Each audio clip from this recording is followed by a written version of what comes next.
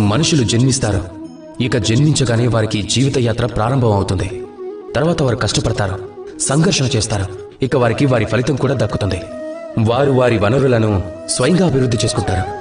ఇక వారి జీవితంలో ఎప్పటి వరకు భయం అనేది రాదు అంటే ఎప్పటి వరకు అయితే వారు ఏది పొందాలనుకోరో.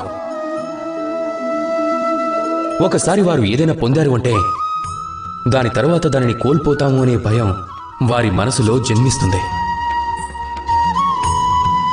కానీ వారు అదృష్టం, జ్యోతిష్యం, ప్రారంభం వీటిని చూడటంలో నిమగ్నమైపోతారు.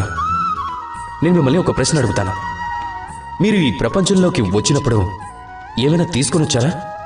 ఈరోజు దానిని కోల్పోవటానికి ఏదీ లేదు. మీ చేతిలో కేవలం మీ జీవితంలో ఏ క్షణం ఉంటుంది అంటే ఏదైతే మీ చేతిలో ఉంటుందో అదే, మిగతాది ఏదీ కాదు. మీ చేతిలో ఉండేది కేవలం మీ కర్మ మాత్రమే. అది జీవితంలో అదృష్టం చేత నిరాశ చెందదు. ఎవరైతే అసఫలం వల్ల కృంగిపోరో వారే ఈ జీవితంలో విజయులు అవుతారు.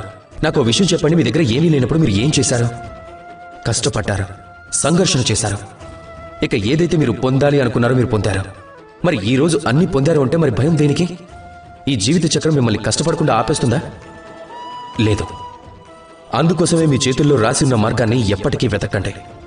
ఎందుకు అంటే ఈ ప్రపంచంలో చేతులు ఎవరికైతే లేవో వారు కూడా నిశ్చయంతో తమ సొంత విధులను సొంతంగానే చేసుకుంటారు. కనుక ఏ విషయానికి చింతించకండి.